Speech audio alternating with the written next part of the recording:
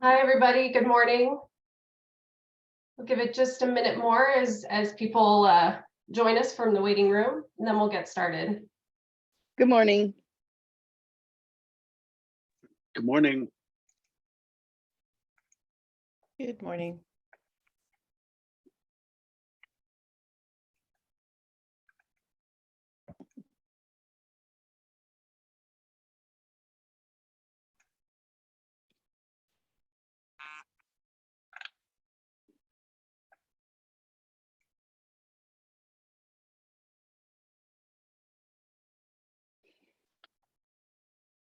All right. Looks like we already have a great crowd joining us this morning, and for the sake of keeping things moving, we'll go ahead and jump in. My name is Vanessa Fenley. I'm a senior consultant with Focus Strategies. We'll talk a little bit more about our role in supporting the county with this RFP. Before we get started, I do just want to call attention to the fact that we are recording this session. So it will be posted and accessible if you'd like to review this recording, or of course, if there are others that you know that weren't able to join us this morning, they will be able to go back and review things. So with that, we'll go ahead and jump into introductions. So for those of you attending, it would be great to just know who's here. Given the size of the group, if you could use the chat function to introduce yourself and the organization that you are with. There are several of us that have been involved again in kind of crafting this RFP. As I mentioned, I'm with Focus Strategies. We are a consulting and technical assistance firm that works with the county on a number of different projects related to homelessness. And we've been, again, supporting both H3 and DCD in this RFP process. I'm going to pass it over to my other colleagues at Focus, and then to our colleagues at the county for introductions, just so that you all know who's on the call. So I'll pass it to Hannah first. Good morning, everyone. My name is Hannah Gossett, and I'm a consultant with Focus Strategies. I'll pass it to Rebecca. Good morning, everyone. My name is Rebecca Camargo, and I am a consultant with Focus Strategies. I'll pass it over to Jamie. Hi, everyone. I'm Jamie Schechter. I'm the Chief of Homeless Services with H3, the Health, Housing, and Homelessness Division of Contra Costa Health Services. I will pass it over to Shelby. Hi, everyone. Good morning. Shelby Ferguson, COC Administrator with Health, Housing, and Homeless Services. And I'll pass it to Gabriel. Hi, everyone. I'm Gabriel Lemus. I'm the Assistant Deputy Director at DCD. And I'll kick it back to Vanessa. Yeah, thanks, everybody. And if you are just joining us, we're just doing some introductions via the chat function, if you wouldn't mind dropping in your name and organization there. So today, during this applicant information session, we're really just planning on walking through the RFP, hitting some of the highlights, and then leaving time at the end to answer questions. I will say questions that are answered in this will be compiled into an FAQ that will be posted, and that document will be updated regularly. And as we will hold time throughout the presentation to kind of pause for questions, but at any time, please, again, feel free to use the chat function. And County and Focus Strategies staff will be monitoring that and answering questions. And then again, we'll have the opportunity to ask and answer questions verbally periodically throughout the session today. So for a little bit of background just on RFP, again, the focus of this RFP is really funding from the Measure X Housing Fund, but we do want to note that your application will be considered for funding from other sources, specifically some other funding sources that H3 has available to allocate. And so we do really want to highlight that this RFP is wider reaching than just the Measure X Housing Fund. One thing that was really important in crafting this RFP was seeking community input, not only to really understand some of the ideas for service needs in the community, but also really understand what would work well for an RFP and application process. And so you'll see some things as far as really considering the length of the RFP or the application and different opportunities to really convey what you are doing in the community, what project you are proposing for funding. And that is a direct relation to the input that we really heard from community members that participated in those sessions. We had focus groups with people with lived experience, in addition to open town hall sessions and some one-on-one interviews with different organizations. And those community engagement findings will be posted with other Measure X materials on H3's website. One of the things that was really important in this RFP was ensuring that there were opportunities both for smaller, what we're calling capacity building grants. These are really grants that are intended to support smaller organizations with programs that don't have necessarily a really, robust infrastructure.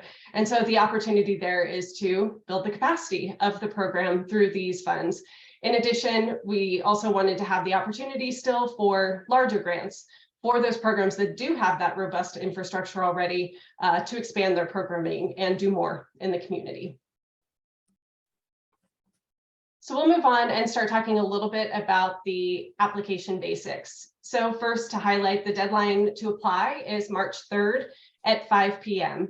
And late applications won't be considered for funding. So please do make note of that firm deadline. We will talk a little bit more later on about that application submission process and how to make sure you get all your materials in. There are a couple of different application categories. We'll talk more about these, but essentially, again, category 1 and category 2. Category 1 are your capacity building grants, those smaller grants meant to, again, build the capacity of smaller programs, and the category 2 grants for larger asks. There are also 2 priority service areas. DCD is administering funds for homelessness prevention, innovation, and capacity building. H3, they're administering funds around homeless crisis response. But because how those services are aligned, we wanted to create a single RFP that could serve both agencies and both priority areas. So eligible applicants, organizations that are registered nonprofits are eligible to apply. In addition, government agencies are also eligible to apply if they're directly operating the service, meaning applications where the applicant agency is just serving as a pass-through won't be considered. The applicant does need to be, again, directly operating the program that is being applied for. So we can talk a little bit more about these 2 categories of grants. So again, category 1, these are applications that are between a minimum of $25,000 and up to $99,999, under $100,000. These are, again, capacity building grants, so they are non-renewable. The intention is to really support smaller organizations in building capacity so that in future competitions, you could apply at a category 2 level. There's a slightly shorter application. So the application is divided into 4 sections. If you're applying as a category 1 applicant, you'll only need to complete sections 1 to 3 along with your budget. And then one other thing that is incorporated into the RFP is that category 1 applicants can request an interview from the county. We heard from the community that sometimes it's easier to convey what you do as a program and what really you're intending to achieve through more of an interview format. And so we wanted to open up that opportunity for folks to make that ask and ask to be interviewed as part of their application. We should note you still need to complete the entire written application, but this provides a little bit of additional, again, opportunity to describe what you're doing. The category 2 applicants, these are applications over $100,000. They're renewable in the sense of you could apply again for this particular project in future competitions. And they're really meant for organizations and programs that have a strong infrastructure and are looking to further grow programming. You will have to complete the entire application, sections 1 through 4, if you're applying as a category 2 applicant. And those additional questions just provide some more information and some additional assurances that are necessary at that level of ask. We should note that these categories, they're not priorities and they're not set-asides. And so it's not as if you know, that category 1 is prioritized over category 2 or vice versa. It really is just thinking about the RFP structure and what works best for the particular project and where your organization is, you know, with developing and growing its programs. Now, as we mentioned, there are also 2 priority areas, and this really falls into how the Measure X Housing Fund has been carved up. And so through H3, they are administering the homeless crisis response. And so we've included some examples of the types of programs that we anticipate receiving applications for under this priority area. Case management, basic needs assistant, supportive services for people in housing, rapid rehousing. Those are some other examples of programs that again, and this certainly isn't an exhaustive list, but the types of programs we're expecting to see. As we mentioned, this RFP, if you apply, you'll be considered for some other funding sources, again, depending on what you're applying for. And so we've also listed out these other funding sources that your application could be considered for. And so please do take a look at that. And again, we just really want to highlight that there are multiple funding opportunities, all with this single application. And then, as we mentioned, DCD is administering funds related to homelessness prevention, innovation, and capacity building. This is back into the formal title given through the Measure X process. So examples of programs that we might see in this priority area are tenant legal assistance, rental assistance, or utility assistance, things that really help prevent homelessness. Now, we should note, one of the things that we heard from the community, one of the priorities for Measure X is affordable housing, and we recognize that need. There's a separate RFP and a separate funding process for affordable housing development and preservation that is also kind of part of the Measure X Housing Fund and administered by DCD, but that is not this RFP. So please do not include an application for development because it's not the right place to ask. But we did just want to note that affordable housing is on everybody's radar, and there are other opportunities to request capital costs for that affordable housing development. So we wanted to pause there. And again, we'll go through the questions and the budget and some more highlights from the RFP. But as of right now, are there any questions that anybody has that we can answer for you? Yeah, I'm concerned, Todd, with Support for Recovery. I'm concerned about the Hispanic population. We have a subcommittee with Support for Recovery that's reaching out and working with the addicted Hispanic community. I'm wondering if that's a fit for this Measure X application.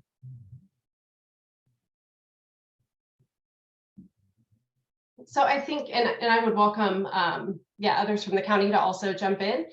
I think it really depends on what specifically you would be proposing. And so, are you proposing, well, first, I mean, considering, are we really talking about homelessness prevention?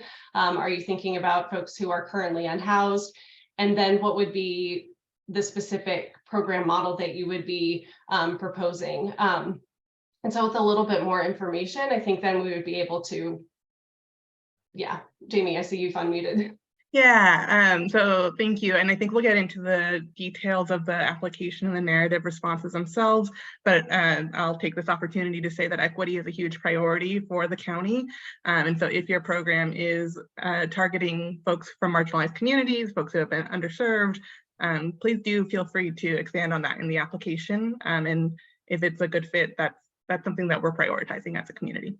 Cool, thank you, because that's what we're here for, is the underhoused and the people without a voice in both the addiction retreatment, in treatment, and aftercare and housing. Thank you. Yeah, thanks for that question. And Jamie, thank you for that, really that emphasis, because that is an important part to highlight. Any other questions at this point in time? Yeah, I have a question about the category 1 versus category 2. You've got renewal versus non-renewal, or non-renewal on category 1, renewal on category 2. What is the difference there, and why is the category 1 non-renewal? I can take this one. Category 1 is one-time capacity building funds. So they are meant for very specific time-limited projects, meant to expand capacity. They are not meant to be ongoing kind of general operating service provision type of funding. So that's the difference in those two categories. And again, I think the intention too is if you applied for a $75,000 capacity building grant this year and were able to kind of grow a program, then next year might you be able to apply for $100,000 or $150,000 in category 2 for that built capacity program. And I know, Maisie, you had jumped in there, and then we can go to Leslie. Yeah, that's actually, that's what my same question was sort of the difference between category 1 and category 2 applicants. So, so yeah, you totally covered that. Thank you. And Leslie? And what generally would be considered a small organization as opposed to not a small organization? Go ahead. I think that small is open to interpretation. I don't think that if we're seeing, you know, multi-site, huge populations being served, huge staffing, that we would consider that small. But I think that it's something that if you're feeling that your agency applies in that category and could benefit from that kind of startup sort of capacity building funding, you're welcome to apply for a category 1. But our emphasis with that category 1 is really around small, historically excluded organizations to give folks a lift and be able to apply for that more stringent funding and strengthen our provider network across the board. Gotcha. Thank you. Jonathan. Thanks so much for the information so far. Based on sort of eligible applicant possibilities, it sounds like H3 themselves or the direct services providing portion would be eligible to apply. Is the county planning to apply for a portion of these funds? I don't believe so. Jenny would be better to answer that. She's out of the office today, but this is not, the intention is not for H3 or our partners. It's just during the Measure X process, we heard from a lot of cities and school districts and, you know, those public agencies that do run other direct services that they might be interested in expanding their housing service provision. So we kept it open to public agencies as well, but not the intention for H3 to build out 10 more core teams or anything like that with Measure X dollars. Cool, thanks. Mm-hmm. And David? On the category 2 projects, since they're renewable, I wanted to make certain that it would be eligible to apply for operating assistance for a home key project where state HCD will require a multi-year commitment of operating funds in order for them to provide match. I wanted to make sure that doesn't conflict with the nature of the Measure X funding being renewable.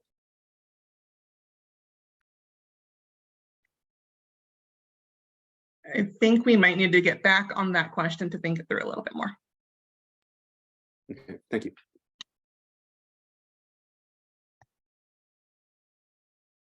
All right, we will go ahead and start moving forward through some of the application sections. And again, we'll have more opportunities to pause for questions.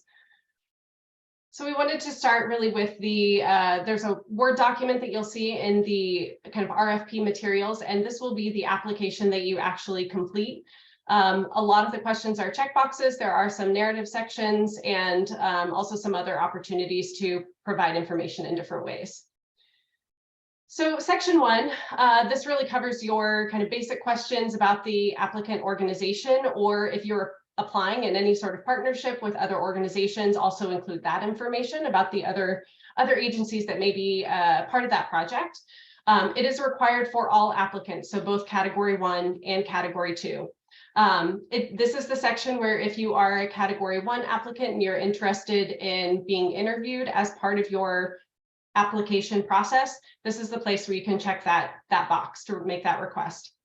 It also allows applicants, and particularly category 1 applicants, to request initial milestone funding.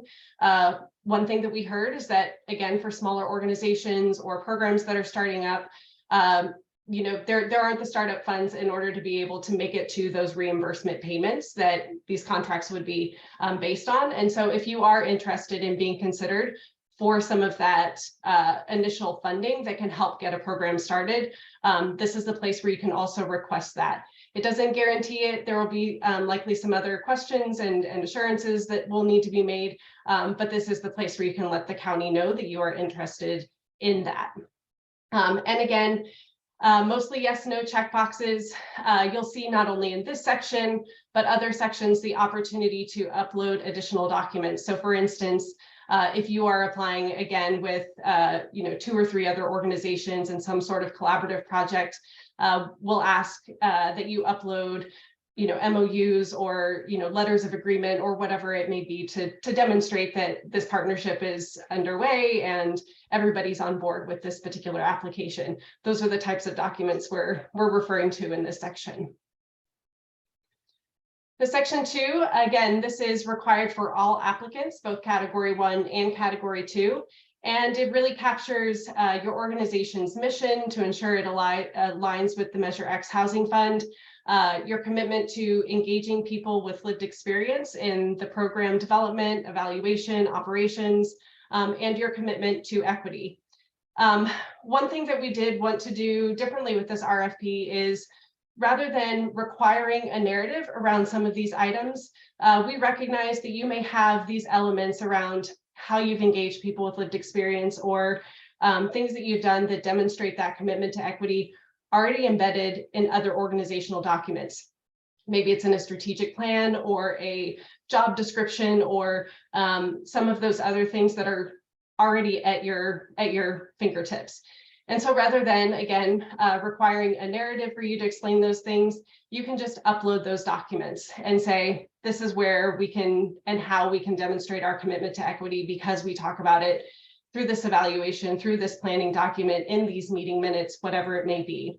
If you don't feel like some of those commitments are adequately captured or explained in your organizational documents, you can always still type up a narrative response and submit that to really show those commitments and how they're exhibited in your organization. And then section 3, again, this is required for all applicants, both category 1 and category 2. And this is where we get into more of your narrative responses around what the program is going to look like, what you're proposing. We do put a recommended 3-page limit per program that you're applying for.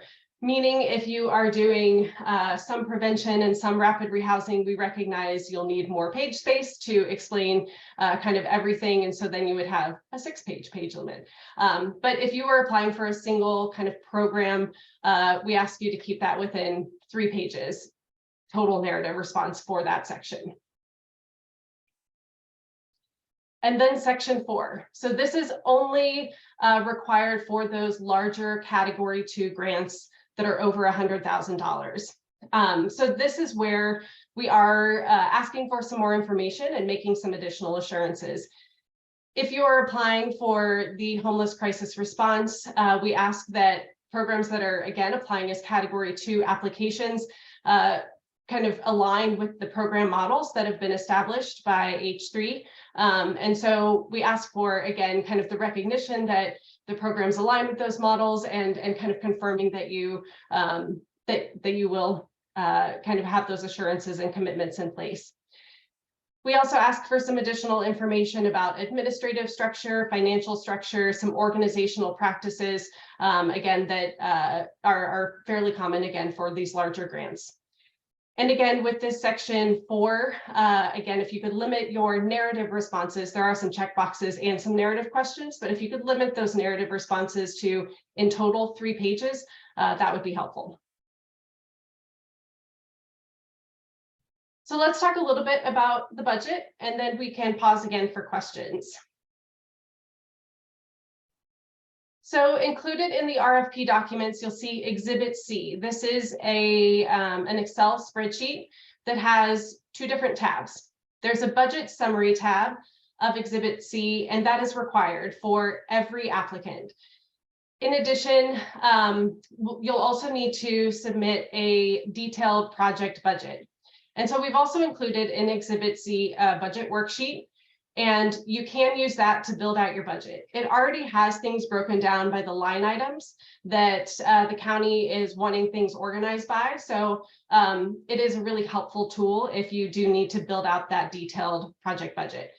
But if you'd like to use, if your organization already has a really effective budget template that you like, you are welcome to build out your detailed project budget in your own budget template. Regardless, I just want to emphasize, we do need a detailed project budget, whether you use the optional worksheet or not, as well as everybody needs to submit that budget summary tab of Exhibit C. We do expect a pretty detailed budget narrative. So in your detailed project budget, including descriptions and calculations of things. In the budget summary tab, there is an additional section for a budget narrative where you can talk a little bit about other funding sources that are going into this program if you do have multiple funding sources, and any other kind of big picture description that we need to know about the budget. I do want to again highlight that for that budget summary tab, you'll need to include the ask for this particular RFP, as well as additional funding sources that are contributing to that project. And we recognize not everybody will have additional funds. So if you only are asking for a project that will be funded solely through these dollars, you would only need to complete that column.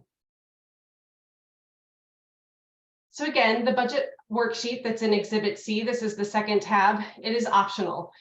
You do need to submit a detailed project budget. The worksheet provides an opportunity to do that, but you can use your own budget template if you'd like. And we should note that if you use your own budget template, please make sure that it aligns with the budget summary as far as the different budget categories. We want to be able to compare your detailed project budget to the budget summary and see clearly how those broken down costs roll up into the total line items.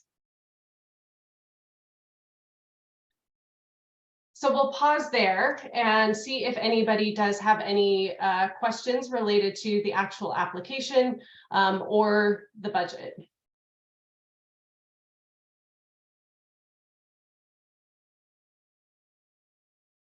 Alex. I have a question about projects that have other funds. I recall from one of the early listening sessions that county staff were talking about being interested in applications that leverage other sources of funding, basically use the county dollars in order to multiply other sources of funding. And I was just wondering whether folks could give us an update on whether that is still a priority for these applications. Jamie, do you want me to take that? It's not a requirement, unlike other funding sources, but it does, like most other RFPs, they do weigh into some decision making. Of course, a program that is funded from other sources as well and has other much more capacity to either expand does weigh into our decision making at times, but it's not a requirement here.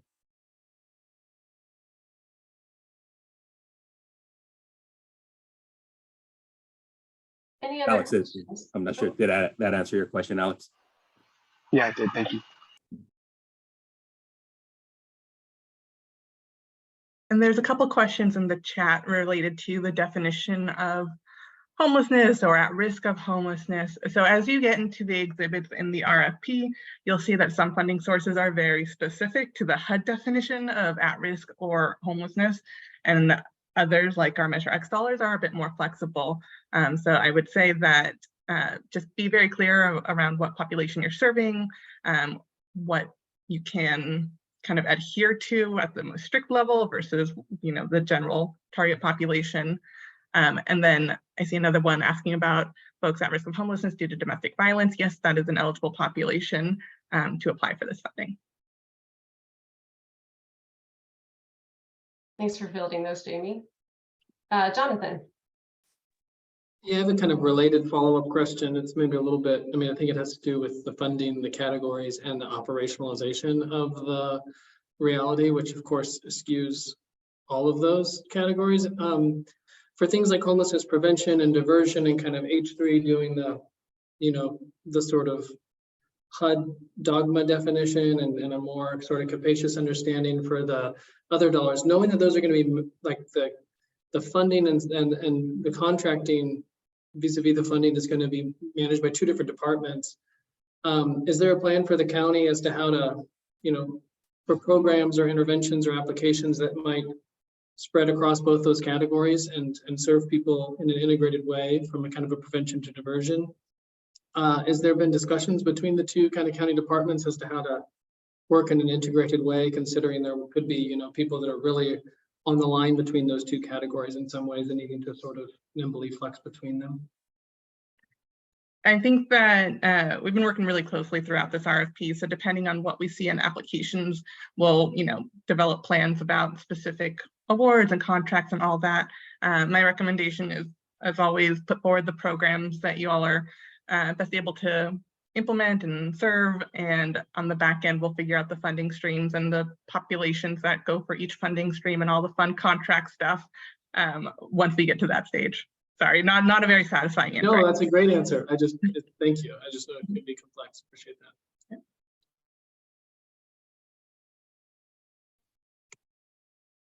Yeah. Any other questions at this time?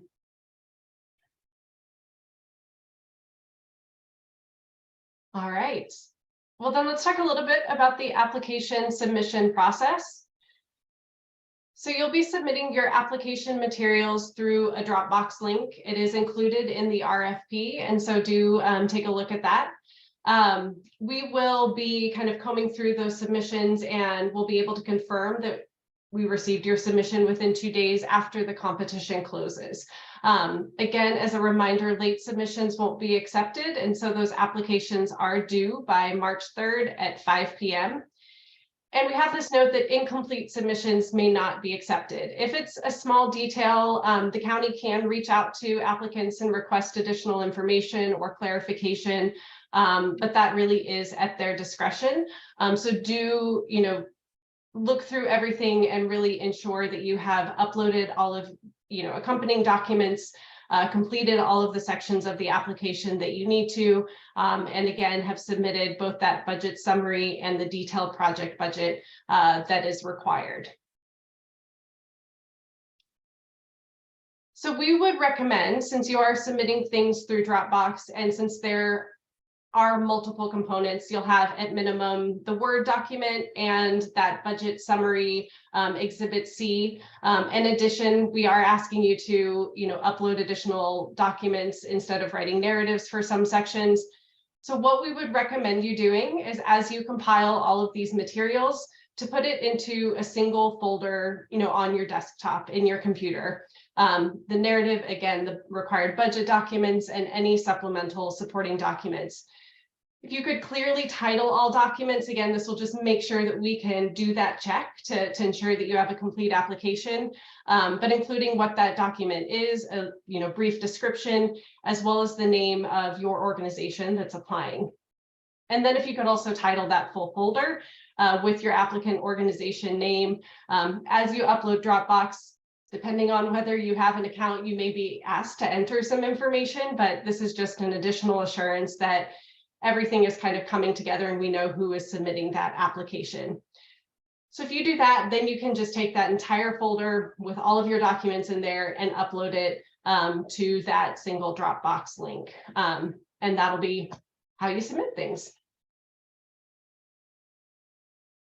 So we'll talk a little bit about just some other kind of key points of information and things to keep in mind as you are reading through the RFP and starting to work on your application. So as we noted, applicants can request an interview with the county. Similarly, as you would expect, the county can require interviews of applicant organizations. So they may reach out, and we have incorporated that into the timeline for the RFP, some opportunity for those interviews to happen if they're needed. And again, if you do feel like you would be able to convey what your project does really effectively verbally, do feel free to check that box in that first section that you'd be interested in having an interview. Again, just as a reminder, and as Jamie's been talking about, applications submitted will be considered both for the Measure X Housing Fund as well as other funding sources around homeless crisis response through H3. And again, as a reminder, applicants can be considered for that upfront milestone funding that can help until you're able to operate on a reimbursement basis. And again, we want to highlight that additional documentation and some assurances will be required for that structure. But if you are interested in it and at least having the opportunity to explore it, please do note that in your application. And then we want to note that there are several technical assistance opportunities. So we will have office hours 3 times total. And these are really an open opportunity for any interested applicant to come and ask questions or get additional information. As of right now, we don't have any preset agendas for these office hours. They are really intended to be driven by the questions that you all have. They are completely optional, and so they're not required, but again, just provide that space to have some face-to-face interaction and question and answer with county representatives and focus strategies. In addition, we do have an email address that is set up that will be monitoring and responding to questions. It's included in the RFP as well as here. Focus strategies will be monitoring that and responding to those. We should note that we're happy to answer technical questions about the RFP, about the submission process. We aren't able to review applications or anything, you know, with that matter, but really technical questions we are happy to respond to and talk you through that process. So with that, any other questions that have come up for you in the course of this presentation? Jamie. I just want to highlight with the interviews though, this is not intended to be another step you have to take in the application process. So if you're, you know, going to sign up for an interview and end up just rereading what you've applied for, that's not what that's intended for. We don't want to be creating extra work for folks. It's really intended to be an opportunity for organizations that might not have a robust grant writing team or whatnot and would benefit from having a face-to-face conversation to describe their programs and their services. So again, just don't feel you need to check the box or that will be giving you an edge necessarily. It's meant to be a more expansive opportunity rather than a one-size-fits-all. Yeah, thanks for that, Jamie. Joe. Yeah, my question is pretty general, but specific too. So I'm coming from this at a place of like Delta Peers is not a 501c3. So it's not like I can just apply for funds, right? And so I'm wondering if there is a clear path or if there's maybe not even a clear path, but some sort of path that I might be able to take to network with somebody who is a 501c3, who is willing to pick up the project, who might be able to help with getting this project up and running. Because it's needed, it's been requested, it's just I can't do it by myself. So I don't know where my path might go if I'm able to network with folks on which way I can, on what direction I can go.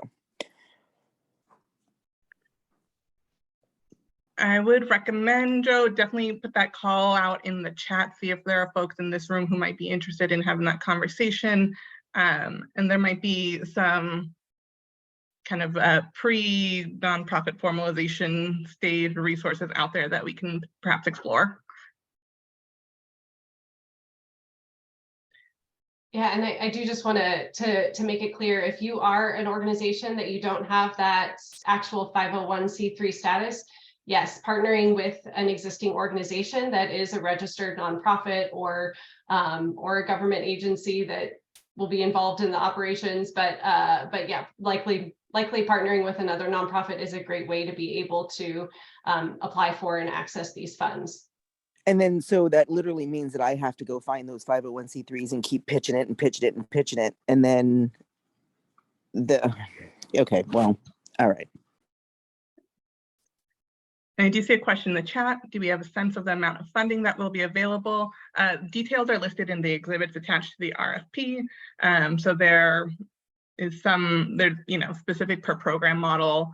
And thank you, Rebecca. You put the exact pages on there. So yes, I'll let Rebecca's answer stand. 5 and 6 of the RFP, please.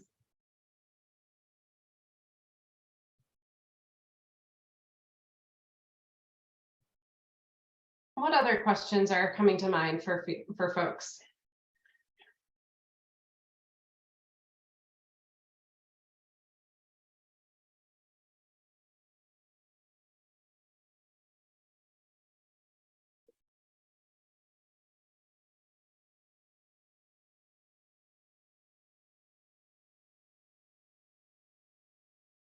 So not seeing any. Jamie, go ahead. There's a question in the chat. What is the maximum grant one can apply for as a Category 2 applicant? And take a look at those funding listings on the RFP, and that'll pretty much break it down program model by program model. If you've got a program that is going to serve the amount of people that the maximum funding is appropriate for, do you put forward that proposal? We don't have a maximum that is a ceiling for folks to apply for it beyond that. Deborah. Yeah, I'm piggybacking on that question that was asked before about getting other organizations to collaborate. Is there a possibility with this group of having, those people that are part of this application process to be on some kind of chat or something where there could be an opportunity for us to collaborate for proposals?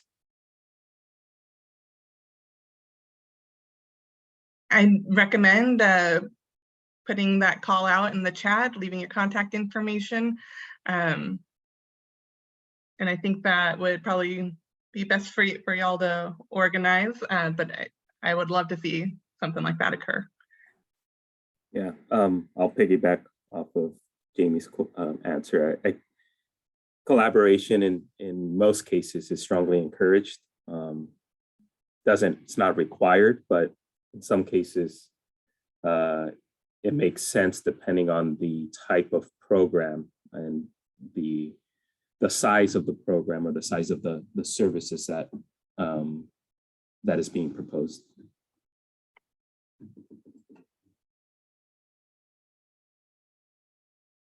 And Leslie? Hi, thank you. I know this is beyond the scope of this initial RFP, but is there anything that can be shared about renewals or how that might happen going forward? Because if someone is proposing a significant or innovative idea, 1 year isn't enough really to get traction and make it be successful. So what's going to happen around renewals or the possibility thereof and potentially changing budgets and costs in future years? That's a great question. And so as folks who are current providers are aware of, current providers with H3, we've moved towards a performance-based contracting model where our program models kind of talk about our outcomes and metrics and all of that fun stuff. And so that's really the direction we're heading towards in terms of renewals.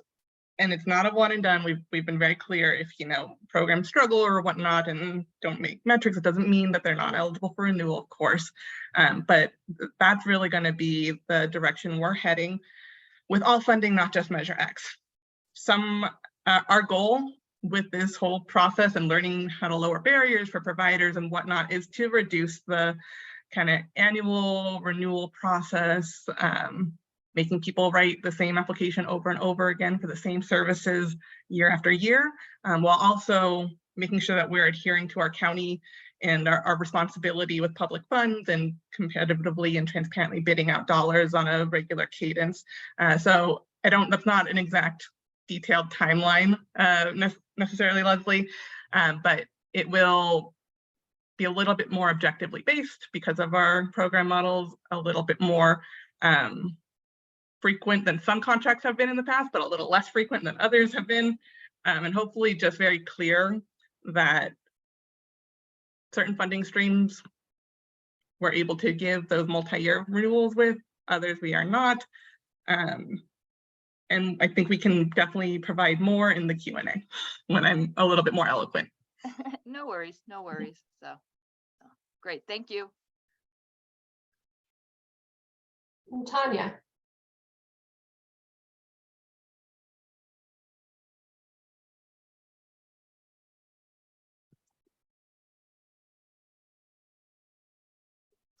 Tanya Jacobs, did you have a I think question? you're actually referring to Tiffany Powell. She's actually linked under my, I forwarded her the link. So I think it's Tiffany.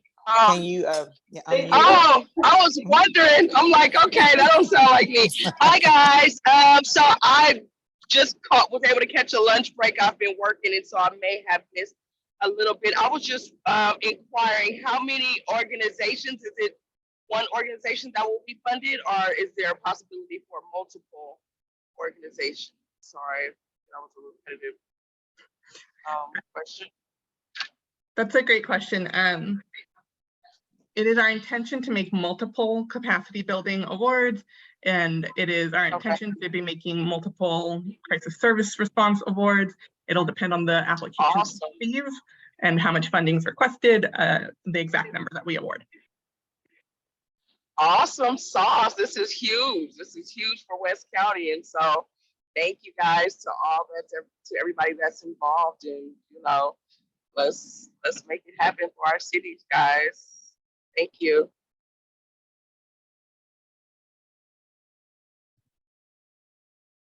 Great. Any other questions?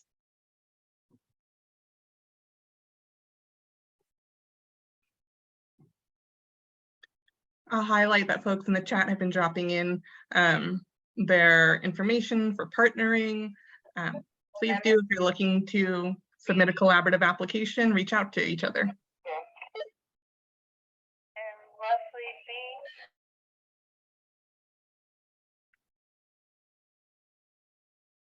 I think if there are no other questions, we'd just like to remind folks that we will be having office hours. I believe the first one is next Friday. And I do just see a question pop up in the chat. I know we have folks fielding those, so I will continue talking. I think we're happy to hang on for a little bit longer, both to make sure that the Zoom room stays open as you all are exchanging information, or to answer any other questions that are coming to mind. We do just want to remind you again of those office hours, as well as the email address that you can also continue to submit questions to. And again, we will be compiling an FAQ document that will be posted and updated regularly so that you can see those responses. And Tiffany, I thought I saw your hand, but it went back down. Yeah. Oh yeah, I know. I'm trying to figure out how to change my name. I'm really sorry. Quick question. And so are we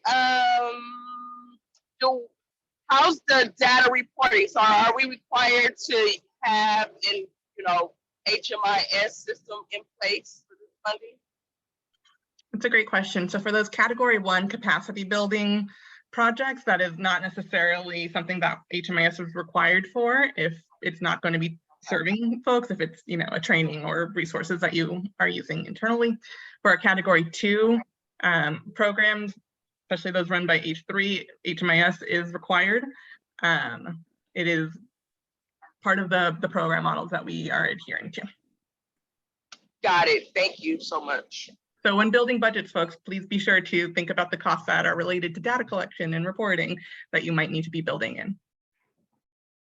For the DCD side of the RFP, it's not our intention to have reporting in HMIS. That's only required if the program is funded with certain funding from DCD, but we're not looking at those sources of funds to be part of this RFP. Thank you so much.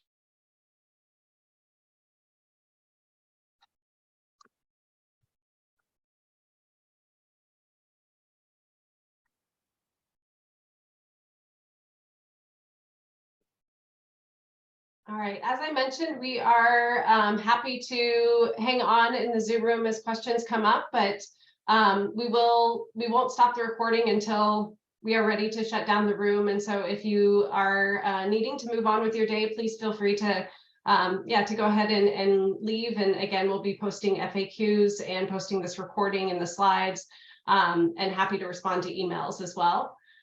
Gabriel. Sorry, Vanessa, I just want to make sure that we made a pitch on the office hours that we're planning to have the next, is it 6 weeks? I forget how many weeks, but I think we're at our plan is to have office hours for folks to join that are interested in applying or have started their application, for us to provide some additional technical assistance.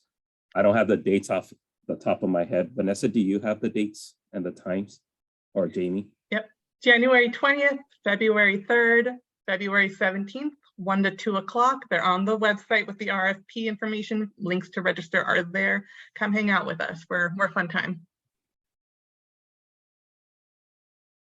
And there's a couple HMIS questions in the chat as well. Leslie, that's a great idea, including some of the licensing costs in the FAQs. We can definitely do that. And then Barb asked, HMIS required for all Cat 2 applications. The funds that are being used by or being awarded by DCD that are specifically targeting prevention, eviction assistance, legal assistance, those sorts of programs, those will not necessarily be required to use HMIS.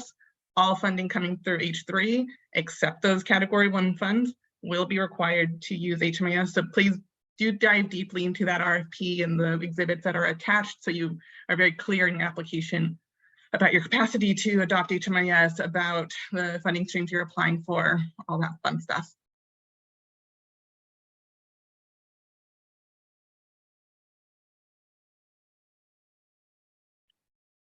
And I know someone else asked previously if these slides would be posted. Yes, they will be on the H3 website, and we will be sure to share materials as quickly as we're able to. All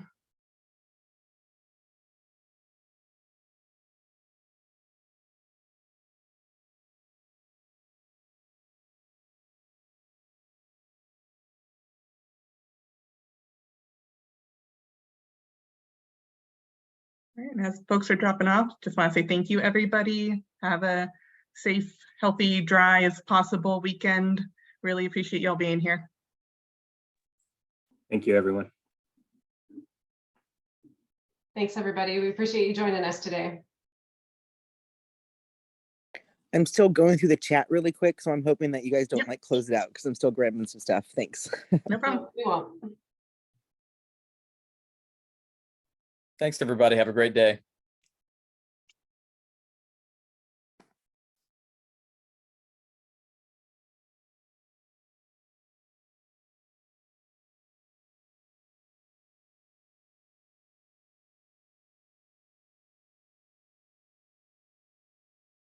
Oh, Leslie, I see your hand up. Yep, hi. Sorry to repeat this question, but I got distracted when you all were answering it. Definition of homeless or at risk of homeless? It'll depend on the funding stream. So definitely when there's a little bit of back end work that's going to happen as we're kind of going through the award and application period. So I would recommend just being clear about the populations you're able to serve. If it meets the HUD definition as kind of the most restrictive level, or if you're only able to serve folks outside that definition, I would recommend being clear about that. And then that can help us do a little bit of, Tetris with how we're making awards and which funding streams are going where. Great, that makes sense. Because I'm assuming Measure X is trying to be as expansive and inclusive as possible. Yes.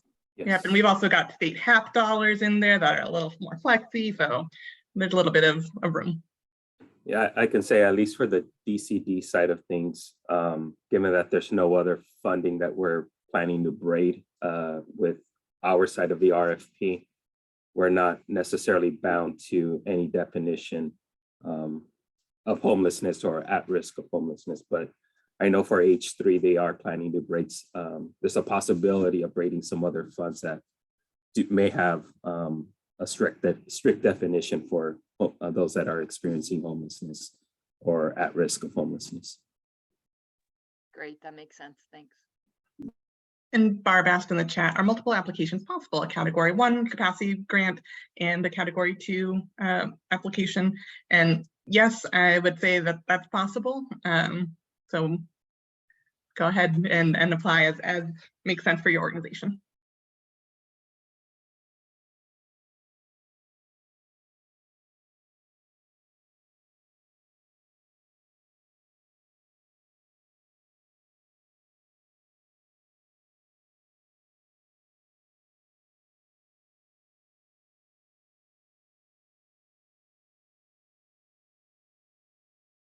And Joe, just give us a sign when you're all wrapped up in the chat. Yeah, I'm finished now. I was just gonna leave. So Perfect. Thanks all. I appreciate it. Thank you. Leslie, go for it. You know me, I can have questions all day long. So, and this one may be tipping my hand a little bit, but what if a project actually could be very specific and impactful and not cost more than $100,000 in a year? Where does that fit into this? I think it depends on, I think that would depend if it's a pilot or something that you're trying out, something that would be new, that might be a capacity building effort. If it's something that is not a pilot, it's something that you expect will be ongoing, or is a part of existing services, then I would recommend perhaps bundling it with a Category 2 application as an expansion on programming. It would really depend on what the project you are looking to propose. And I don't want to tiptoe into the over-advising side of things. Okay, all right. We'll keep dreaming and put it all out there.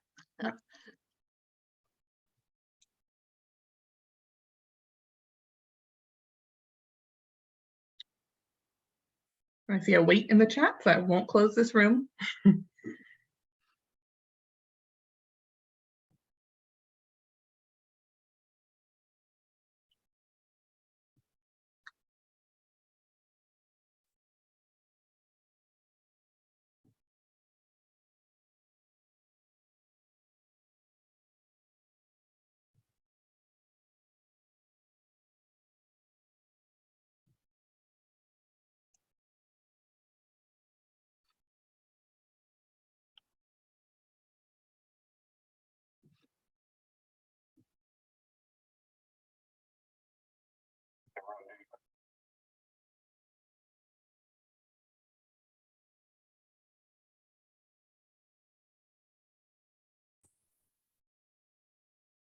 Hi, Jamie. Thank you for that. I'm not going to hold you guys up, but because I know the recording is coming out, I just wanted to get a sense of who's on here, because my people are always asking, who is there? Blah, blah, blah. So, but how many people are here, do you think? I think at the peak I saw around 55, and I believe last I checked we had 70 registered. So it's a good chunk of people. Very good. That's always a good number. Yeah. About 40, 50 is always good. Yeah. Thank you so much. Of course. All right, and I just want to say thank you guys. It looks like a lot of work went into not just understanding how to best present this to the community, but that you guys did a lot of work at making it accessible. So thank you. Thank you. I really appreciate it. I gotta jump off real quick. So thank you. Bye. Ditto. Thanks, everyone. All right, unless I hear otherwise, I think I'll close the room and stop the recording. Or Focus folks, did you want to hang on a sec, or feel good to close everything? I think we're good to close everything. All right. Well, again, thank you everybody for being here. Have a great rest of your day. You too. Thanks, everybody.